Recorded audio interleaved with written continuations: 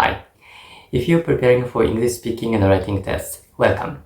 In today's video, I'm going to show you my response to a mock test of IELTS writing task 2. Hi, my name is Suguru and I have got an 8.5 in IELTS writing. If I can do that, so can you. Now let's get started.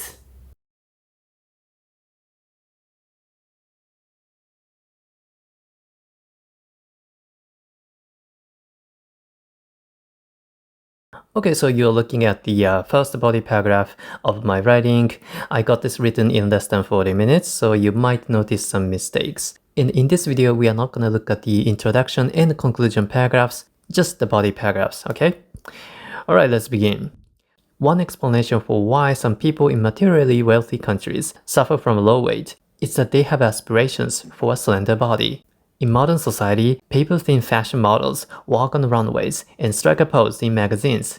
Young girls who see them get preoccupied with the notion that they have to be skinny to look their best. Some of them, however, go to extremes, choosing not to eat until they almost pass out from hunger, a mental disorder known as anorexia. And they captivate themselves by looking at their gaunt reflection in a mirror.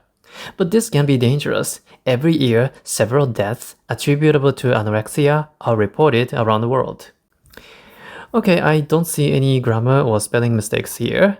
That's fine. Let's move on to the next body paragraph. Another reason for the famine in developed nations is that the wealth and food supply are unevenly distributed among the inhabitants. Take the United States, for instance. This country has long been known to be most economically flourishing in terms of GDP for over a century. Nonetheless, the financial gap between the rich and the poor keeps expanding. Reports say that 1 out of 6 US citizens is living hand to mouth on wages even lower than the average of less successful countries. Children from those households suffer from malnutrition. This fact is all the more shocking given the fact that a quarter of American citizens are reported to be overweight.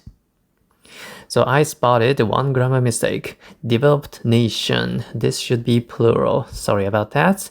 In addition to that, I also see 3 spelling mistakes. What the heck was wrong with me? Sorry about that. The last body paragraph. This paragraph intends to provide feasible solutions to the 2 problems mentioned above. To deal with the rampant stereotype that beautiful people must have spindly arms and legs, the people in the fashion industry need to change their minds. In some European countries, it is already illegal to expect fashion models to be under the level of body weight that is considered to be healthy. Any models too thin are not allowed to get on the stage, which has successfully allowed the young models to be big in a healthy way. Moving on to the inequality issue. Governments should consider incorporating a pension system that makes sure all under-poverty households are financially backed by the government. A $300 annuity to each poor household every month would be of great help. So I don't see any mistakes here, that's fine. So now let's move on to evaluate this piece of writing in connection with these criteria. First of all, task response. For task response, it's crucial to give examples. But remember, your examples don't have to be true. Look at this part of my writing. This is the second body paragraph, and I said, a quarter of Americans are overweight. But I'm not sure about this figure. A quarter of Americans? I think this is correct, as far as I can remember, but I don't know for sure. So sorry if I'm wrong. But this is fine. Any examples, data, or numbers in your IELTS writing response can be wrong or even fake. Because IELTS is not about facts, it's only about your English. So you don't have to read the newspapers and stuff every day for this test. Second, coherence and cohesion. You need to use cohesive devices.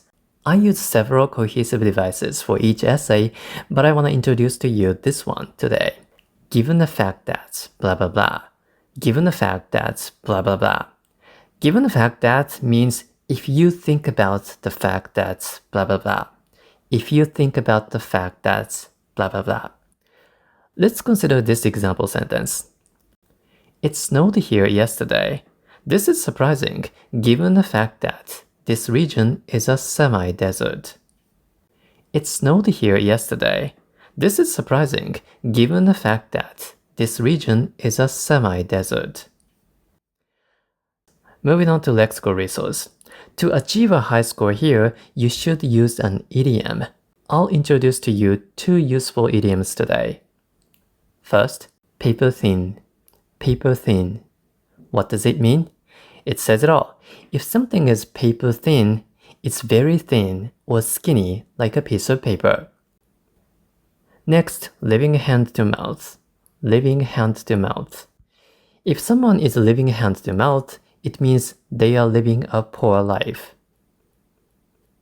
Finally, grammar. This criterion expects you to use a variety of complex structures, not just 1 or 2 of them. Let's count how many conjunctions or relative pronouns I have used. In my first body paragraph, there's 1 relative adverb, why, and 1 conjunction, that, I used it twice, and 1 relative pronoun, who. In my second body paragraph, there's a conjunction, that, again, and another conjunction, given the fact that. In the last body paragraph, I see that 3 times here. 1 of them is a conjunction, and 2 others are relative pronouns. And there's another relative pronoun, which. So in total, there's 1 relative adverb, 3 relative pronouns, and 2 types of conjunctions. This is a variety of complex structures. In total, this writing has 352 words, not including the introduction and conclusion paragraphs. This is a good amount of text.